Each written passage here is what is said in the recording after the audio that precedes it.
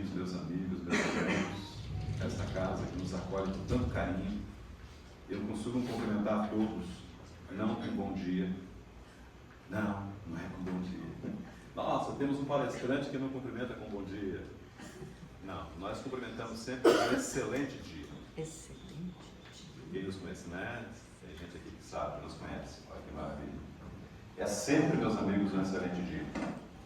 Nós só temos razão para agradecer a Deus. Só temos tudo que nos acontece.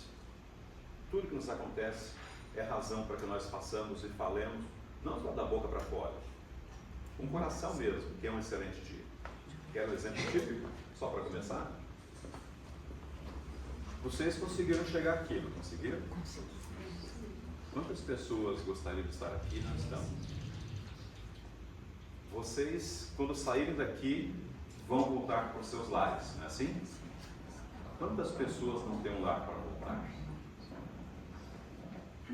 O colega disse, de fato, com razão, está frio, né? Quantas pessoas não têm o agasalho, o cobertor, a roupa às vezes? Não é assim? Quando vocês saírem daqui, vocês terão um lugar para voltar. Quantas pessoas não têm um lar para voltar se estivessem aqui? Nós nos alimentamos quando viemos para cá. E quando voltarmos para casa, hoje é domingo, tem aquele ficar famoso macarronada da mamãe e da vovó, não é verdade? Quantas pessoas não têm? Não é? Então, não é porque nós temos coisas, mas é porque nós somos uma conquista de nós mesmos e fazemos isso todo dia. E falando em alimento, me deixo mais agradecido quando eu falo isso, é que nós nos alimentamos sim, aí fora. E aqui nós continuamos nos alimentando. Se lá fora nós damos vida ao nosso corpo físico, aqui nós estamos alimentando a nossa alma, o nosso espírito. Essa é a função da casa espírita. É uma escola, um lar, uma oficina, um templo, né? Todo mundo sabe disso. Um lar e um hospital. E tudo isso é para a nossa alma. É um hospital de almas. Por isso que eu sempre começo as minhas exposições cumprimentando a todos com um excelente dia, não com um bom dia. Não que o dia não seja bom, mas porque ele é maior, muito superior ao bom. Muito superior ao bom. E nós temos que pensar assim, desde que nós passamos por essa experiência de alguns anos, todo mundo sabe que nós somos sobreviventes a uma grande pandemia, e tudo aquilo foi um marco para que nós pensássemos e repensássemos nossas atitudes, nossos conceitos. E nos víssemos como seres, não digo melhores do que aqueles que partiram, porque quem desencarnou tinha que desencarnar mesmo. A natureza não era, Deus não era. Sabemos disso. De uma forma onde eu desencarnaria. Mas aqueles que ficamos somos aqueles que temos uma outra oportunidade para refazer muitas coisas, né? Muitas ideias, e alavancar essa nova fase com muita alegria, com muita ênfase, com muita fé. Antes de começar a nossa fala, eu costumo mostrar esse quadro, gente. Só para fazer uma introdução. Eu faço a comparação da doutrina espírita, isso faz uns 10 anos que tem esse quadro. Uma vez eu tirei um colega do outro lado. Jonas, cadê aquele quadro que você mostrava antes das palestras? Eu venho tanto aqui que as pessoas estão cansadas de ver aquilo lá. Eu falei, não, volte, mostre novo, tem gente que não viu ainda. A doutrina espírita eu faço a comparação com um grande edifício, um grande condomínio. Até metaforicamente, até simbolicamente, esse condomínio não é horizontal. Só um símbolo, ele é vertical. Porque a ideia é de nos conduzir para o alto. E como ele é muito alto, ele é extremamente alto, ele é tão alto, tudo é uma figura, se vocês estão percebendo? Ele é tão alto, ele tem tantos pavimentos, tantos cômodos para nos acolher a todos, que a base dele tem que ser muito forte, nesse prédio. E essa é a base do prédio. A filosofia espírita, que indaga, a filosofia pergunta, o livro dos Espíritos, primeira obra, são só perguntas e respostas. Porque a filosofia quer sempre saber, filos e logos, o amigo do conhecimento, isso é filosofia. Só que aqui não é filosofia do mundo, é filosofia espírita. Para falar de questões mais transcendentes, questões da alma. Filosofia é uma das bases desse prédio. A ciência. Kardec, em duas obras, não me recordo agora em que ano da Revista Espírita, E na outra obra básica ele diz que se houver algum preceito onde a ciência espírita entre em choque com a ciência, Kardec disse isso, está registrado. Eu abandono o preceito espírita e fico com a ciência, ele disse. Só que ele falou isso que tinha certeza absoluta de que não aconteceria isso, né, gente? Fala a verdade, não aconteceria. Como nunca vai acontecer. Por uma razão muito simples, que o Espiritismo é a fala de Jesus de volta para todos nós, e é verdade, somente isso. E se é verdade, ela não tem prazo de validade. Eu costumo brincar, você pega um frasco, um produto qualquer ali e tal, e é válido até, já viram isso já, né? Se você tiver um frasco da verdade nas suas mãos, tente achar a data de validade dele. Você não vai achar, porque não tem prazo de validade. Passará o céu e a terra, mas minhas palavras não lembram disso, não. Ciência espírita. E a religião espírita, que não é religião tradicional, com seus dogmas, com seus, né, aquelas hierarquias todas, não. Nós estamos aqui, somos irmãos, amanhã eu posso estar atendendo na recepção, na presidência, não importa, todas as funções são igualmente valorosas. Não temos esses ritos todos, somos somente cristãos, né, procurando ser, não, mais absoluta, pura expressão da palavra, religião espírita. Sobre essa base, meus amigos, tem algumas colunas que sustentam o prédio, esse condomínio. A existência de Deus, que é justamente a primeira questão da primeira obra da codificação, que é Deus. É a primeira coluna. A pluralidade dos mundos habitados é a segunda coluna desse prédio. Sim, existe vida em todo o universo. É um erro pensar que Deus, na sua inteligência suprema, causa primária de tudo que existe, colocasse vida somente no planeta chamado Terra e cheio de guerra. É um contrassenso. Nós espíritas sabemos que Kardec fez isso a partir da questão número 100, a classificação de espíritos e de mundos também, de evangelhos com o espiritismo, mundos primitivos, mundos de... todo mundo sabe dessas questões. Então nós espíritas sabemos que todos os mundos são habitados, de uma forma ou de outra. A reencarnação, que é um preceito que foi deixado pelo Cristo, né, exemplificado, falado muitas vezes, e que num dos concílios da igreja foi tirado, porque já estava lá também, né, na própria igreja básica, fundamental, dominante. Sabendo disso, né? Foi removido por causa de uma mulher que não queria, né? Mas tudo bem. A imortalidade da alma, nós só reencarnamos porque somos imortais, nós não morremos. Essa semana, com o coração dolorido, eu digo para vocês, tivemos 2 suicídios de 2 colegas da polícia militar, um major e um tenente. Se essas pessoas soubessem, um deles cometeu suicídio foi há 3 dias atrás, e outro no dia seguinte, que foi assistir ao velório dele. Saiu do velório e como é que chegou em casa com o seu suicídio. Olha que loucura. Se essas pessoas soubessem desses preceitos todos, e desse último também, isso não aconteceria. O Espiritismo é um imenso preventivo contra essa prática, gente. Porque fala que nós somos seres divinos, seres divinos na nossa essência. Somos luz. Somos feitos de luz. Vocês sabiam disso ou não? Somos fótons. Numa determinada frequência, como o colega bem falou na sua prece, por isso que ele falou ali, né? Nós vimos e procuramos estabelecer essa conexão com as vibrações mais depuradas. Pois muito bem, sobre essa base, sobre essas colunas é que está assentado esse grande edifício doutrinário chamado Espiritismo. E nós vamos tratar de um aspecto da base dele, que é justamente a religião. A religião espírita. Pois muito bem, religião. No capítulo 24, eu deixei na bolsa, mas a federação iniciou uma campanha que o Adriano Greco, na reunião de diretoria, apresentou e foi muito bem acolhida, e que foi colocada em prática assim, de maneira bastante feliz, festiva até, durante a conferência. Divaldo Franco falou numa de suas lives, a campanha Doe o Evangelho. Vocês ouviram falar disso? Sim. Mas como é que eu dou o Evangelho? Você conhece alguém, não do movimento espírita, aquele que está sentado do teu lado, não, ele já conhece, vocês lêem em casa juntos. Estou falando lá para alguém que não conhece o Evangelho. De preferência até alguém que não seja espírita. É tão bonitinho que fizeram a edição, que coisa mais linda a edição. Eu não vou pegar para não tirar, não sei aquilo, mas está na bolsa, lembra? Edição pequenina, um papel de primeira qualidade, por R$10 a Febe fez. E tem lá na livraria da Federação, não sei até quanto vai, mas tem lá. Então veja que coisa, essa obra aqui, ó. Aliás, a conferência inteira foi sobre essa obra que faz 160 anos esse ano. E que o ano que vem, abril, é o mês de aniversário dessa obra. O livro Luz da Codificação, conforme disseram alguns espíritos. É uma obra fantástica, onde a gente vê o coração de Kardec, a letra de Kardec, a pena, o pensamento de Kardec nos seus comentários, mas sobretudo, Jesus. Porque Porque quando ele escrevia essa obra em Ségor, depois que ele passou numa praia de San Andrés, não sei quem já viu essas histórias, porque é uma história linda. Uma médium visitando a Amélie em Paris, que ele estava em Ségor, ele estava fora. Essa médium, a Amélie pergunta, como é que está meu marido e tal? Não é fofocada, mas ela pergunta. E a médium vidente, desdobrada, vê Kardec trabalhando nessa obra.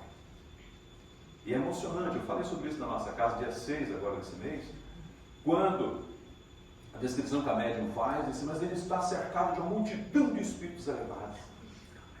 Aquilo foi de arrepiar, gente. E no meio ela diz assim, mas tem um dentre eles que se destaca de todos os demais, a quem todos estão rendendo as maiores reverências. Sabem que era esse homem que estava junto de Kardec compilando essa obra? O próprio Espírito de Verdade, o Cristo. Então não é uma obra qualquer, gente. Não é uma obra qualquer. No capítulo 24 dessa obra, não ponhais a candeia debaixo do alqueire, isso é do Cristo. Coragem da fé. Olha que interessante. Item 13. Aquele que me confessar e me reconhecer diante dos homens, aqui na nossa vida de relação, falar do que nós somos, eu sou espírito, eu sou cristão, esse que eu também o reconhecerei diante de meu Pai que está nos céus, disse o Cristo. Por isso o tema coragem da fé, que está na própria obra. E ele prossegue um pouco adiante dizendo assim, e aquele que me renegar diante dos homens, também eu o renegarei diante de meu Pai que está nos céus. Faz sentido para vocês? Eu monto uma empresa, venho um colega, contrato meio 12 pessoas, colegas conhecidos, experientes, enfim, tal, profissionais, e desses 10 que eu contrato, 9 deles vestem a camisa.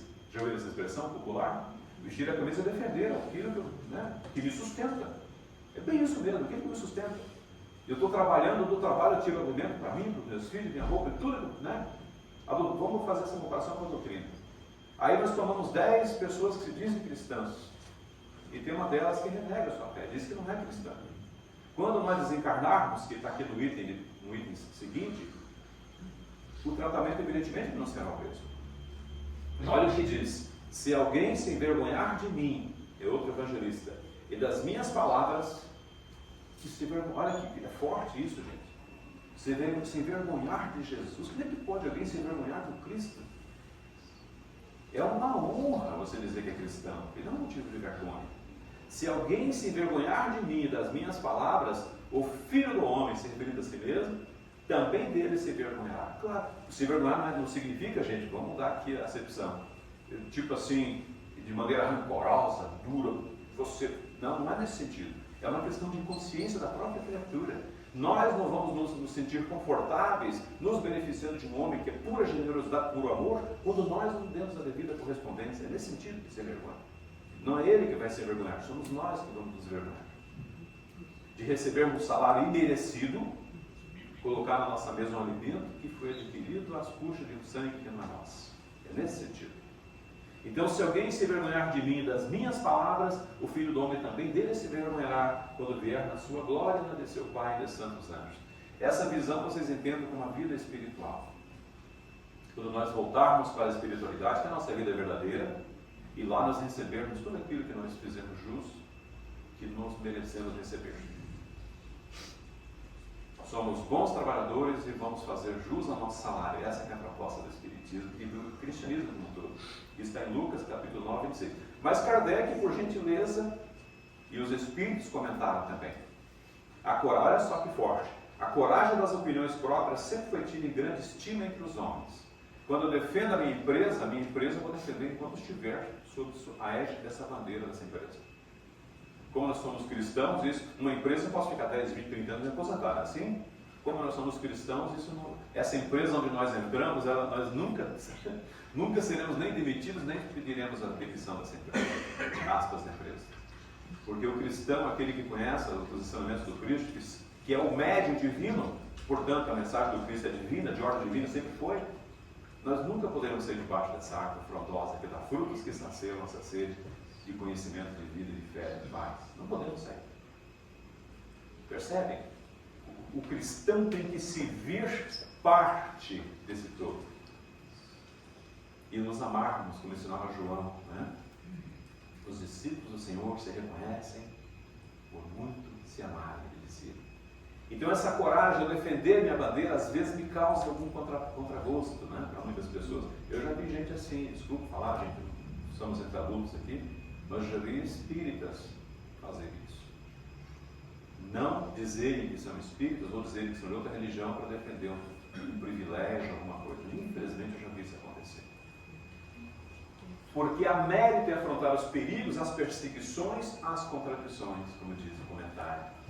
E até os simples sarcasmos também, aos quais se expõe quase sempre aquele que não teme proclamar abertamente ideias que não são ideias de toda a gente.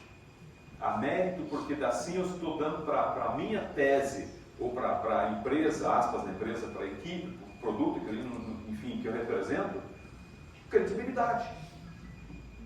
Se eu sou pusilânime falso, fraco, frágil e indeciso, eu não passo vida para aquele que estou defendendo. Eu não passo, não consigo passar. Aqui, como em tudo, o merecimento é proporcionado às circunstâncias e à importância do resultado. Ou seja, quanto maior for digamos assim, a dificuldade de defender a minha bandeira, melhor, maior será o mérito. Né? Aí vem a advertência. Há sempre fraqueza em recuar alguém diante das consequências que lhe acarreta a sua opinião e em renegá-la. Tem consequências isso. Demonstra primeiro uma covardia muito grande. Mas há casos em que isso constitui, como estou dizendo, uma covardia tão grande como a de fugir no momento do combate. Olha a comparação que ele faz. Por que ele usa essa comparação? Porque entre nós militares, a fuga diante do combate é o pior dos crimes. E a pena para esse crime, sabe qual é, gente? É o fuzilamento. Por isso que ele usa essa expressão. Então essa covardia de fugir diante simplesmente do ato, do fato, que é um fato na verdade, de dizermos que somos seguidores do Cristo, ele coloca como uma covardia extrema.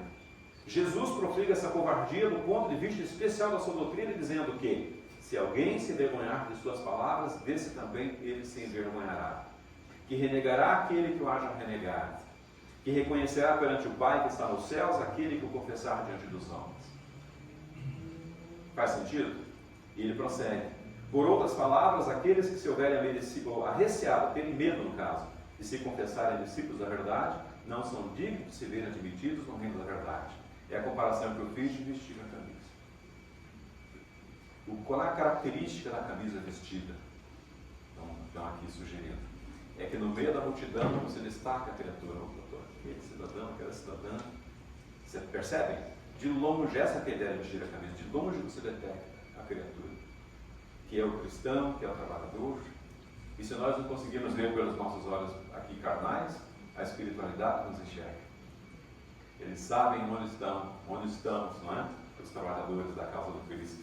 E as consequências disso para vocês estão aqui. Perderão as vantagens da fé que alimentem, porque se trata de uma fé egoísta. Eu não me digo espírita para aparecer na mídia, ou para depois, em seguida, de maneira bastante furtiva, apresentar um produto. Isso que acontece. Me beneficiar de alguma forma, socialmente, sei lá, de qualquer forma, eu não vejo benefício algum nisso, porque é trabalho, o benefício do trabalho não é exterior, ele é todo interno. A satisfação do trabalho que você faz é você quem sente. É algo que, se você tentar descrever o bem, todos vocês fazem o bem, você diz, você consegue descrever o sorriso de uma criança que recebe um presente, uma coisa, uma dádiva, um insumo, um adulto que recebe. Você não consegue descrever a alegria que você tem na alma. Porque é todo teu, isso é teu. E essas conquistas que são as conquistas e os benefícios que o cristão, o verdadeiro cristão, recebe quando espalha o bem por onde passa. Então perderão as vantagens da fé que alimente, porque o meu objetivo de dizer-me dessa ou daquela denominação religiosa é me beneficiar e não beneficiar aqueles que estão no meu entorno. Né? Uma fé egoísta que eles guardam para si, ocultando para que não lhes traga prejuízo, ao caso que eu disse para vocês. A pessoa negou a sua fé porque pensava que ia ser prejudicado no seu negócio. Enfim. Ao passo que aqueles que põem a verdade acima de seus interesses materiais, a verdade, a proclama abertamente, trabalha pelo seu próprio futuro, pelo futuro de todos aqueles que nós somos exemplos, né, vivos. Né? Nós somos exemplos vivos, todos nós. Até aqui nós estávamos falando, vocês pensaram que para os espíritas, não, isso aqui é para os cristãos, porque essa obra, ela é de uso geral, diz Allan Kardec no trecho dessa obra. Essa obra é para todos, ele diz. Muito interessante, Kardec, vocês já viram isso? Quando ele fala para todos, falando para todos mesmo. Ah, mas o muçulmano, o israelita, não interessa, é para todos. Por quê? Porque é verdade. Mas essas observações servem diretamente para nós espíritas, essa coragem da fé ou essa covardia da fé. Assim será conosco todos os adeptos do Espiritismo. Olha que interessante.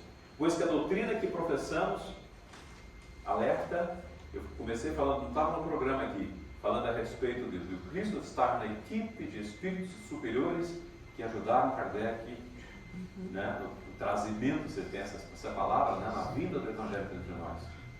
Olha a grandiosidade dessa obra. Porque a doutrina que professa, que nós professamos, mais não é do que o desenvolvimento e a aplicação da moral do Evangelho. Também a eles, ou também a nós, que dirigem as palavras do Cristo. Eu diria que especificamente para nós. E sabe por quê? Porque nós compreendemos de maneira muito mais profunda do que a grande maioria dos cristãos do mundo a compreende. Sem fazer crítica, evidentemente, mas nós espíritas temos a letra e o espírito da letra junto. Nós podemos fazer a leitura e interpretá-la. Por isso o Evangelho segundo o Espiritismo faz isso, com tanta propriedade. Aqueles pontos que estavam claros, Kardec até quase não comentou, mas os pontos mais obscuros, estranha moral, por exemplo, no capítulo do Evangelho. Kardec vem, depois das falas do Cristo, mas você está fora, quem é teu pai, tua mãe, teus irmãos, você deve conhecer. Então Kardec vem e explica o que, sabe, ele facilita o nosso entendimento, aprofunda, clareia, dando, aliás, cumprimento ao que João, no seu Evangelho, disse. Muita coisa eu teria para vos dizer ainda, disse o Cristo, mas você não entenderia. Eu vou para o meu Pai, pedirei a Ele, e Ele vos enviará um outro Consolador, já viu isso? O Espírito de verdade, capítulo 6 do Evangelho, que o mundo não vê e absolutamente não conhece, mas quanto a vós reconhecendo Ele, porque ficará convosco, estará convosco, Ele disse. Ora, o que fica em nós e que ninguém tira? Um conhecimento, uma doutrina, gente. Percebem? O anúncio feito lá em João foi cumprido no dia 18 de abril de 1857 em Paris, França. Foi cumprido. Jesus cumpriu sua promessa. Eles semeiam na terra que colherão na vida espiritual. Colherão lá, como eu falei para vocês agora há pouco, lembram? É na espiritualidade que nós veremos as consequências da força, do vigor da nossa fé. Colherão lá os frutos da sua coragem e da sua fraqueza. Percebem? E por falar em coragem, nós temos algumas formas de fazer pesquisa. Eu dei um treinamento uma vez para o pessoal da área do atendimento espiritual, foi pedido, então vamos fazer. Ensina como pesquisar, então ensinando. A Federação Espírita Brasileira disponibilizou todas as obras básicas, a revista Espírita inteira são 12 anos, 12 volumes, e mais algumas obras, do que é o Espiritismo, também está lá, obras postas, estão todas lá. Kardec completa lá. E se você tiver um arquivo PDF no computador, no seu celular, é difícil de fazer. Você pode digitar um Ctrl+F, um Ctrl+L, aparece uma caixa de pesquisa, você faz uma pesquisa, uma palavra qualquer ali, e descobre quantas vezes ela aparece no documento. Você não sabe qualquer. A pessoa que trabalha com informática sabe disso. É por isso que a gente fica falando assim, tem 50 vezes o Evangelho lá na verdade são 53 vezes, tá? São 53. O João Edson leu lá com carinho, procurou. Lógico, a gente estudou várias vezes o livro do Evangelho. Mas essa pesquisa eu fiz esse recurso, viu? Para não passar aqui por sabichão, né? É horrível isso. E essa pesquisa eu fiz assim, viu, gente? Fui lá, pesquisei, uma, duas, três, apareceram 53 vezes a palavra coragem. Por que coloquei de 50 ali? Porque 3 vezes que está um índice, sabe? Um sistemático, lá no final, no começo do conto. Eu contei lá no contexto, dentro do texto. Coragem, meus amigos. E como eu disse, nesse período pós-pandêmico, nós somos aqueles que vamos e permanecemos aqui para fazer esse espalhamento da doutrina espírita, que é a nossa obrigação, do cristianismo, na verdade, por meio da doutrina espírita. Tá? 53 vezes, 50 vezes catalogado. Por falar em coragem, eu quero trazer para vocês agora aqui um exemplo de coragem, sim, e às vezes nem tanto também de coragem, de dúvida. As negativas de Simão Pedro. Era uma quinta-feira, né, quando Cristo preparou os seus 12, foi para o monte, lembra o Jardim das Ovelhas, não é? Deixou os 8 ali e se afastou com Pedro, Tiago e João. Opa, mas 8 e 3 dá 11, João. Cadê o 12? Onde é que tinha ido o 12? Tinha ido buscar os nomes do Sinédrio, na verdade. Então Jesus deixou os 8 ali, saiu com 3, Pedro, Tiago e João, deixou numa espécie de um lagar, que era um lugar onde se fazem o processamento das azeitonas, sabe disso, né? Aliás, até simbólico, né, o que aconteceu ali, né, meus amigos? Um lugar como aquele que o Cristo já conhecia, parece que era um amigo dele que era dono daquele lugar, quer dizer, quem que era amigo do Cristo, né? O que ele fez? Mas por que lagar? Porque é um lugar onde se trituram as azeitonas para se extrair a essência e o óleo, gente. É um símbolo, meus amigos, para falar que ali onde ele deixou os 3, era para que eles permanecessem, enquanto ele foi mais adiante, permanecerem ali, filtrando-se a si mesmo, tirando a essência de tudo que ele já tinha produzido em si mesmo. Olha a fruta e a sua essência, o óleo, magia pura. E o Cristo vai, quando ele retorna, os 3 estão dormindo. O que? Dormis? Em verdade eu vos digo, o espírito está pronto, mas a carne é fraca. Lembra disso, esse trecho todo? Só que aí muitas fazemos a leitura ao pé da letra, e isso é complicado. Porque esse sono, aliás, foram 3 vezes. O Cristo se afastou, voltou pela segunda vez, voltou pela terceira, todas as vezes dormindo. Será que eles estavam dormindo o sono fisiológico, meus amigos? Não, né? O sono ali é o sono da alma, meus amigos. É o sono da alma. E aí ele vem, aquele homem chega, né? E abre com os homens lá do Sinédrio e tal, soldados, enfim. E tem um futuro rabino chamado Malco com eles, né? Vocês lembram disso? E quando ele tinha combinado já daquele beijo de Judas, o famoso beijo de Judas, para identificar o Cristo dentre os outros, uma forma de dizer que o Cristo estava tão parecido com seus irmãos, na verdade, porque o Cristo, evidentemente, todo mundo identificaria, mas ele estava tão envolvido, tão ali naquela família de amigos, que teve que ser identificado. Enfim, recebeu aquele beijo. Isso conta algumas tradições dos evangelhos, não dá para negar, evidentemente, que Simão Pedro teria trazido uma espada na cinta e cortado a orelha de Malco, enfim, o Cristo devolveu a orelha. Eu também tenho uma interpretação diferente para isso, não vou comentar aqui agora. Mas o fato é que o Cristo foi levado, né, depois foi julgado naquela sexta-feira. E aconteceu de um homem, daqueles que estavam sendo grupo, não terem tido a coragem da fé. E aqui também tem mais uma confissão para fazer para vocês. As negativas de Simão Pedro, meus amigos, nós encontramos aqui, ó, em Mateus 26, capítulo 26, versículos 69 a 75, e em Lucas, capítulo 22, versículos 54 a 62. Só essa aqui, a primeira só, porque a outra também repete, é semelhante. Olha o que diz aqui, gente.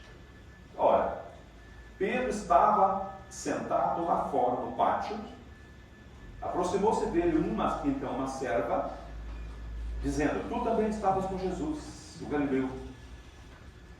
Mas ele negou perante todos, dizendo: não sei de quem falas. Lembram disso? Tendo saído essa primeira vez, tendo saído para a portaria, e ela disse, ou melhor, foi notado por outra moça, e ela disse aos que estavam ali: este homem estava com Jesus o Nazareno. E ele normalmente o negou. Um juramento ainda, dizendo: não conheço esse homem. Preste bem atenção nessa frase, que tem um enigma nessa frase, que talvez eu até cometa um erro em fazer interpretação, vou fazer para vocês, mas eu vou fazer. Não conheço esse homem. Guardem isso. Não conheço esse homem. Pouco depois, os que estavam parados ali aproximaram-se e disseram a Pedro: tu certamente és também um deles, pois que de fato o teu dialeto te trai. A língua dele, o idioma dele. Ele principiou então a praguejar e jurar: não conheço esse homem. E imediatamente cantou o galo. Que algumas traduções dizem que não era um galo animal, mas eram as guardas pretorianas, enfim, que tinham um toque, um cordeiro, alguma coisa parecida. Não importa, vamos ficar com o evangelho aqui. E Pedro lamentou-se, ou melhor, lembrou-se da declaração de Jesus, a saber: antes de cantar o galo, repudiar-me-á 3 vezes. E aí tem uma frase que termina assim, que é de chorar. E ele saiu e chorou amargamente. 3 vezes negou. Mas acontece o seguinte, meus amigos, primeiro ponto, antes de seguir adiante. Uma possível interpretação, por favor, quem está me ouvindo vai fazer como eu fiz essa leitura, essa possível leitura. Pensando um pouco profundamente, eu descobri, ou penso, imagino, que Simão Pedro não estava errado quando disse que não conhecia esse homem. E vou explicar por quê.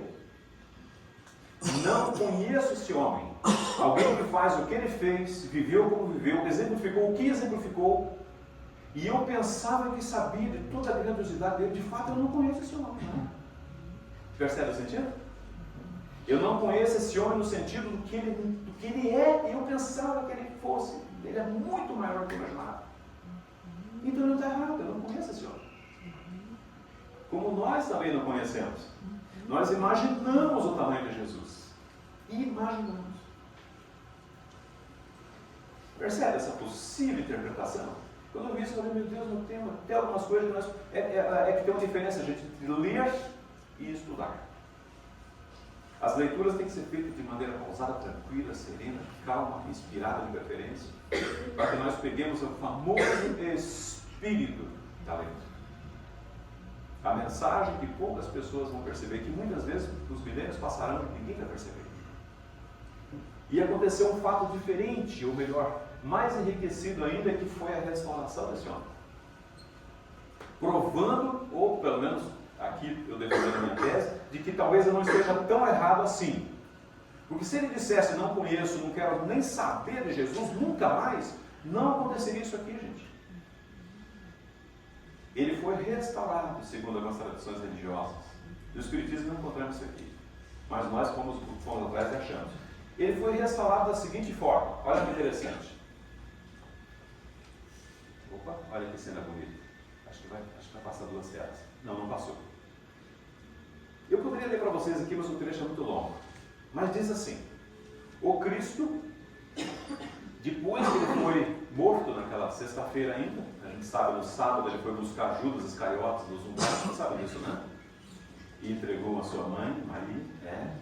O Cristo, a gente desencarna aqui e pensa que o Cristo, no sábado, gente, o Cristo estava trabalhando. A gente encontrou isso em uma expositora espírita, que perdão, não tem agora a referência. No sábado, em forma de poema, belíssimo. Se você me lembrar, depois eu passo aqui no grupo, vocês vão, no chat, vocês vão, no site, eu vou aparecer. No sábado, Jesus foi às regiões trevosas buscar o espírito de Judas Iscariotes. E entregou esse espírito para a sua mãe, Maria, para que cuidasse dele. Vocês sabiam disso, não? Essa é uma revelação, mas uma revelação que está em obras doutrinárias, não é a criação do João Edson. Mas com relação à restauração, gente, em João, capítulo 21, versículo de 1 a 17, encontramos o seguinte, olha que coisa interessante. Ele saiu à noite, saiu Simão, João estava junto. João estava sempre junto com Cristo, né? Era o menorzinho, mais novinho, ele cuidava dele como um pai, né? De fato, o Cristo era mais um pai. E tinha vários outros, o Dídio, tinha André, tinha vários outros ali, foram pescar à noite. E o Cristo já tinha aparecido 2 vezes depois da sua desencarnação. O que eu vou falar para vocês agora é a terceira manifestação do Cristo depois da sua desencarnação. Pois muito bem. Eles passaram a noite toda pescando e não pegaram nada, coitados.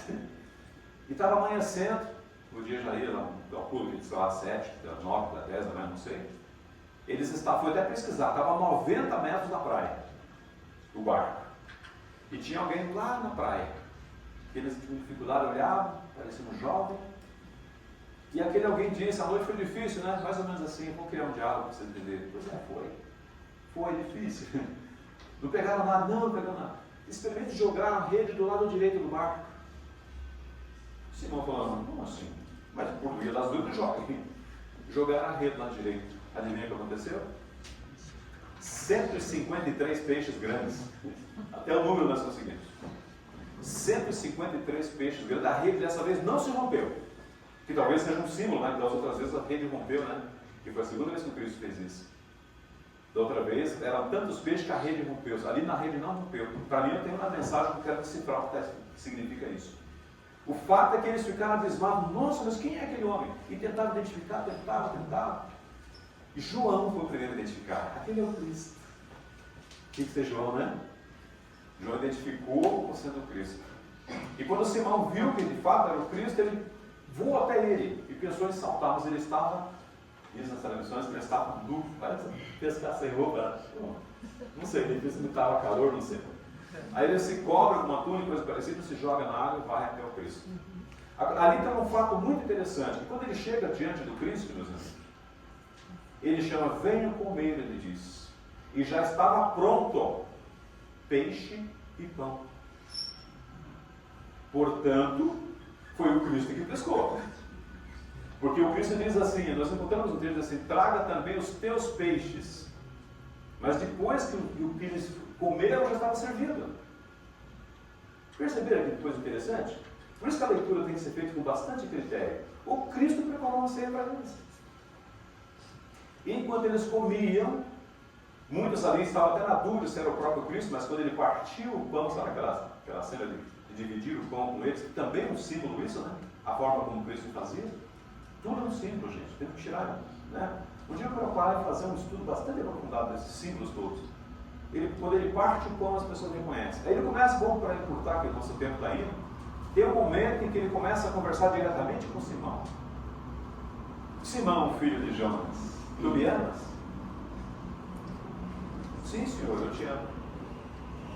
Passou um tempo. Aliás, a pedagogia de Jesus é interessante, porque o Cristo, como no caso da mulher que ia ser apedrejada, a pedagogia é uma coisa fantástica. Não é porque a gente tenha formação na área, mas é uma coisa, o Cristo é imbatível. Lembra da mulher quando vem sendo apedrejada, que eles pedem, o que eu faço se a mulher for pega no adultério? Que ele começa a escrever no chão, aquele que tiver sem pecado tira a primeira pedra, depois começa a escrever no chão. Pedagogia, gente. Você dá o conteúdo para a criatura e espera que ela gira, se vire. Simão, filho de Jonas, tu me amas? Sim, Senhor, eu te amo. Deixa um tempinho para ele pensar no que ele respondeu. Ele negou 3 vezes, não é verdade? E o Cristo diz assim, olha o que diz a letra. Então apacenta os meus cordeiros. Cordeiros. Passou um tempinho, ele imaginou que o Simão já tivesse administrado a mensagem. Simão, filho de Jonas, tu me amas? Sim, Senhor, tu sabes que eu já começou a ficar preocupado, né? Tu sabes que eu te amo. Então apacenta as minhas ovelhas. Mudou, gente, não é mais cordeiro, é ovelha.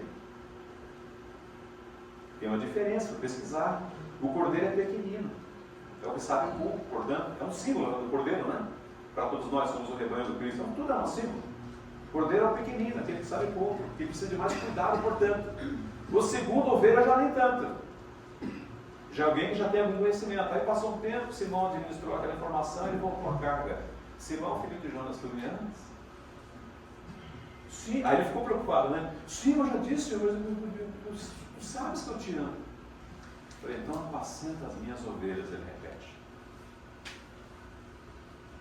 Aqui ele estava dando para Simão 2 coisas interessantes. Primeiro, se ele tinha alguma culpa com relação às suas seres negativas, ela já não existe mais. Isso eu chamo de a psicopedagogia de Jesus. O maior psicopedagogo, ou a pedagogia, ou a psicologia de Jesus. As 2 coisas que ele está ensinando e tratando a sua alma ao mesmo tempo. E o segundo, a segunda motivação dessas perguntas, vocês podem imaginar? Ele estava preparando o homem para fazer o trabalho de espalhamento do seu evangelho pelo planeta. Apacentar as ovelhas, o que é apacentar, gente? Apacentar, dar pasto. Dar pasto, comida. Não mandar para as pedras, que pedras não se alimentam. Manda para um lugar que tem coisas verdes, alimentos. Fartura. O que é o pasto hoje para nós cristãos evangélicos? A doutrina espírita. O evangelho de Jesus é o pasto. Eu comecei falando para vocês que devem alimentar o que aqui hoje? A alma. O pasto é alimento para a alma, gente. Só isso. Apacenta as minhas ovelhas. Ali estava o tratamento feito para aquele que eu era legado ao Cristo e a orientação para que ele se fortalecesse, esperando as encrencas que viriam, né? Eu dizia Paulo Estevão, todo mundo já leu Paulo Estevão, né? Viu que não foi fácil estabelecer, né, a igreja do caminho, na casa do caminho, e depois de todo aquele trabalho que eles fizeram. Pois muito bem, aqui nós temos um exemplo então de alguém que negou também a sua fé, né? Mas que o Cristo veio e deu a ele essa restauração. Eu acabei estipulando ali, mas estava ali os nomes que eu mencionei, né, de cabeça. Estavam juntos Simão Pedro, Tomé, chamado Dídimo, Natanael, de Caná, da Galileia, os filhos de Zebedeu e outros dois, né, Pedro e Tiago, com certeza. Tá? E ele faz essa restauração do homem que houver se equivocado. Todos nós também que nos equivocamos aqui nas pregações, das nossas falas, enfim, nós também seremos restaurados, espero, né? Porque a gente não faz tudo que a gente sabe, a gente se compromete quando fizer assim, a gente faz 8, 7, 10, 15, não chega a 100 nunca. Tem alguns missionários, no Divaldo Franco, o Chico Xavier, ali, que chegam nesse patamar. Se falar para eles, vão negar, mas na verdade eles chegam sim. O Chico, por favor, né? O Chico chegou tão a ponto de cumprir a doutrina do Cristo, a tal ponto, gente, que Joana de Ângeles tem uma mensagem chamada O Retorno do Apóstolo. Depois vocês pesquisem. Vocês vão ver o que aconteceu com o Chico Xavier quando ele desencarnou. Por quem ele foi, quem o recebeu na espiritualidade e o que aquele homem disse para ele. É maravilhoso. Divaldo Pereira Franco, Joana de Ângeles, Espírito, sua benfeitora espiritual. Pois muito bem, para ir quase para o nosso final, no capítulo 11 desse livro Luz da Codificação, amar o próximo como a si mesmo, nas instruções dos Espíritos tem uma lição que diz assim: a lei de amor. Quando chega nesse ponto, eu sou obrigado a lembrar vocês que nós tivemos 3 revelações da lei de Deus na Terra, até hoje. A primeira revelação da lei de Deus se deu há 3.600 anos e médio, por aí, com Moisés.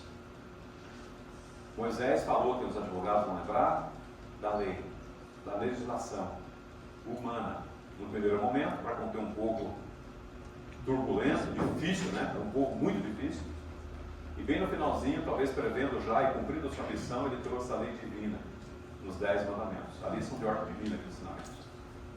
Moisés, a justiça. O Espiritismo surgiu no dia 18 de abril de 1857 e trouxe a verdade. Capítulo 6 dessa obra, está lá, 4 assinaturas do Espírito de Verdade. Aquela velha sentença que foi propalada há muito tempo, que as pessoas não compreendiam o seu verdadeiro sentido, é a pura verdade. E conhecereis a verdade, e a verdade vos libertará. Jesus, João, capítulo 8, versículo 32. Essa verdade que ele está falando não é a verdade que nós ouvimos todo mundo. É a própria doutrina espírita, meus amigos.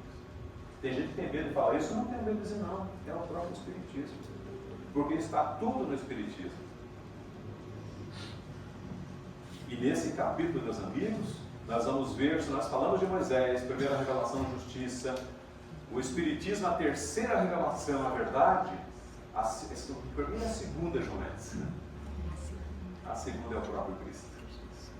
E Jesus é o símbolo do amor. Sabia disso, não? Sabia, né? Ivone do Amaral Pereira tem uma obra, com certeza vocês têm uma livraria completa, tenho certeza absoluta que tem ali. Vou colocar meu nome no fogo aqui. Tem uma obra de Ivone do Amaral Pereira chamada As 3 Revelações. Depois corram lá, vai virar uma fila, porque eu quero essa obra. Nessas 3 revelações, ela é falada dessas 3 revelações que eu disse para vocês agora aqui. Moisés com a justiça, Jesus, o amor e o Espiritismo, a verdade. A terceira revelação da lei de Deus. E nesse capítulo aconteceu um fato interessante, porque eu conheci o Espiritismo e eu me encantei com esse tópico, e no final fiquei com uma dúvida muito grande, que eu não tenho mais essa dúvida. A lei de amor substitui a personalidade pela fusão dos seres e extingue as misérias sociais. Quando eu amo meu irmão, que eu atendo com alimento, com atendimento espiritual, seja o que for, eu saio de mim. Olha a poesia disso aqui, gente. Olha a poesia. Ditoso aquele que, ultrapassando a sua humanidade, ama com amplo amor os seus irmãos em sofrimento. Feliz. Você não fica feliz porque alguém é desgraçado, você fica feliz porque você pode ir ao encontro dele. E prossegue. Ditoso aquele que ama, pois não conhece a miséria da alma nem do corpo. Olha que maravilha.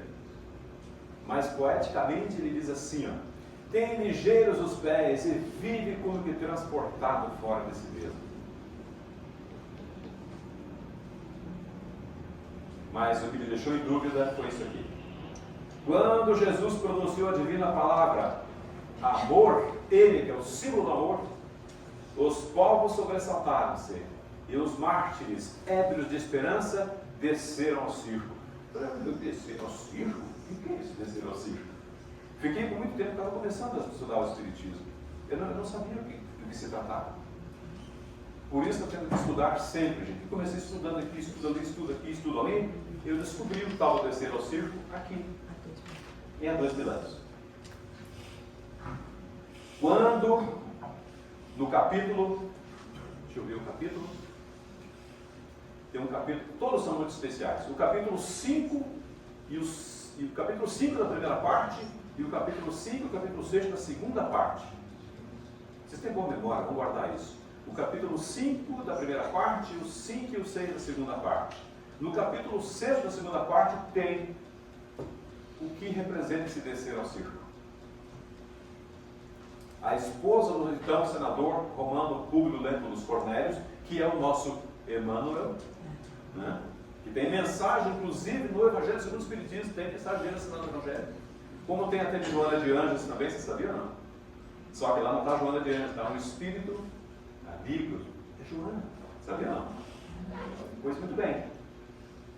A esposa do senador soube que viria, ela já convertida, aspas, ao pensamento do Cristo, ao cristianismo, portanto, da época, ela vai com Ana. Sem querer fazer um spoiler, eu não gosto de fazer spoiler, tira a graça do livro, mas não vai tirar a graça, que eu vou contar só um pedacinho. Ela vai com Ana, nas catacumbas, para ouvir um grande pregador chamado, se não me engano, é João de Cleófas, ou Cleófas, uma coisa assim. Ele veio de fora. E as catacumbas tinham mais de 300 pessoas, segundo dias, que fizemos a pesquisa também. Devia ser grande lugar. Naquela época se enterrava, não era somente isso, mas se enterrava basicamente, ou essencialmente, de uma forma, uma preferência qualquer, em cavernas. O próprio Cristo ficou num lugar parecido. Então, naqueles lugares, aquelas catacumbas, porque é um lugar que ninguém ia de medo, né? Mas como os cristãos, né? Medo do quê? Medo dos encarnados, não dos desencarnados. Tanto que aconteceu isso. No meio da fala de João, de Cleófas, João Cleófas, assim, um burburinho se estabelece naquela multidão, que está oculta, escondida, portanto, porque o governo da época imperial perseguia junto com o Sinédrio. Os soldados entraram com suas espadas, para paus, enfim, foram todos presos e levados para o circo. Só que esses cristãos foram para o circo não para fazer transformação moral de si mesmos, que é a proposta do Espiritismo hoje. Eles foram para fazer isso e mais alguma coisa, porque a sua transformação moral já houvera sido feita quando eles admitiram a presença de Jesus naquele meio. Eles foram lá para fazer um ato extremo de demonstração de fé, já que o assunto é a coragem da fé. Eles foram entregar-se em holocausto. Eles desceram ao circo. Hoje nós lamentamos quando está frio no centro espírita, está chovendo no centro espírita, a gente faz isso, né? Acabou a gasolina, não sei o que, enfim, a gente dá uma desculpa qualquer, não vem. Naquela época as pessoas davam o sacrifício da própria vida para defender a sua bandeira. Só que nós vimos lamentando muitas vezes. Vocês imaginam como esses cristãos entraram no circo romano para serem mortos pelas feras? Alguém imagina? E eles entraram cantando. Cantando. E não é cantando para disfarçar o que vinha acontecendo, não, cantando aqueles hinos, aquelas hosanas maravilhosas. Emmanuel retrata algumas aqui, coisa mais linda do mundo. Cantando. A coragem da fé. E ali desencarna, ali morre Lívia. Eu ia contar um pouco mais de história, mas o tempo não vai permitir. Ali morre Lívia, a esposa do senador, que trocava de roupa, de vestes com a sua escrava Ana. E como Ana ficou com a roupa da matrona, toda chique, né, que colocou até aquelas coisas, aquelas diademas, aquelas braceletes, enfim, os soldados, não querendo se comprometer com alguém que podia ser da classe mais elevada, colocam Ana para fora. Então, não, você não vai não, você vai se comprometer. E pediram que Ana morresse. E ela queria, não, mas eu quero demonstrar essa. E os soldados colocam para fora. E Lívia, com a roupa da escrava, vai para o suplício. Ela morre com a patada de um leão africano. E quando chega na espiritualidade, a descrição que é feita é de chorar de emoção. Porque ela estava guiada nada mais nada menos do que por Simeão, que é um espírito, que é um homem que era inclusive como é que chama aquele? Um samaritano. Era um samaritano. Cuidou de Lívia como se fosse um pai, quando desencarna com ela no circo romano. Virou uma espécie de protetor dela, na verdade era um protetor espiritual dela. E a descrição que Emmanuel faz da estrada espiritual que se leva, que se apresenta para recolher aqueles corpos ensanguentados, aquelas pastas, é uma coisa terrível a descrição que ele faz, mas aqueles corpos em estado de destruição quase que total, espíritos se levantavam, acolhidos pelos outros guias estelares que vinham recolher aquelas almas. E naquela estrada eles faziam aquela ascensão gloriosa. No meio deles estava Lívia, o espírito iluminadíssimo, junto com o Simeão, felizes por terem cumprido o papel que vieram desempenhar na terra. Eles ficam algum tempo na espiritualidade, a descrição do caminho é maravilhosa. Eu não vou conseguir fazer para vocês, você tem que ler o livro. O fato é que eles ficam alguns dias na espiritualidade e há uma reunião daqueles que morreram no círculo. Adivinham quem vem presidir a reunião? O próprio Cristo. E alguns meses depois, uns 3, 4 meses depois, de 2 a 4 meses depois, esse mesmo Simeão percebe naquele seu pupilo angelical que a Lívia, um ar de tristeza. E ela diz assim: meu irmão, as bênçãos aqui são imensas, inimagináveis. Essa é uma lição para todos nós. Os guias espirituais nunca se afastam quando tem um amor que ficou na retaguarda. Simeão olha para aquele espírito também iluminado e diz assim: eu sei o que você está pensando, minha filha. Mas ela diz: pulsa na terra um coração gêmeo, uma alma gêmea da minha alma. Aliás, tem um poema dela, alma de minha alma, tá? Coisa mais linda que você tem no livro. Pulsa na terra a parte gêmea de mim. Eu não conseguiria ser feliz sabendo que, sabe? E Simeão, depois você pode voltar. Não só autoriza que ela volte, como ele volta junto. Não para reencarnar, mas eles vêm em espírito e partem no Senhor. E sabe como é que eles encontram o senador depois de alguns meses? Ajoelhado no seu palacete, segurando uma cruz tosca de madeira presente de Simeão. É demais. Coragem da fé. Quantos de nós temos coragem de propalar e propagar a nossa fé? Essa é a pergunta que nós temos que responder. Não para mim, respondo para vocês mesmo. Para que nós não nos delonguemos tanto, eu queria agradecer a presença de vocês. Fica assim pelo meio aqui, dá para ir muito mais além, mas aí a gente fala outra oportunidade. Eu quero agradecer o convite que nos foi feito, a vocês, Sueli, a todos vocês, o carinho que vocês nos receberam aqui é de emocionar. Então, que Deus abençoe a nossa casa, a nossa sempre, né? Com o presidente Yuri, tivemos a alegria de fazer umas reuniões aqui nesse salão com o Mauro César Batista, nosso irmão, bem aqui. A saudade bate fundo, né? E eu peço a Deus, a Jesus, para que nos envolva na sua paz. Muito obrigado e até outra oportunidade.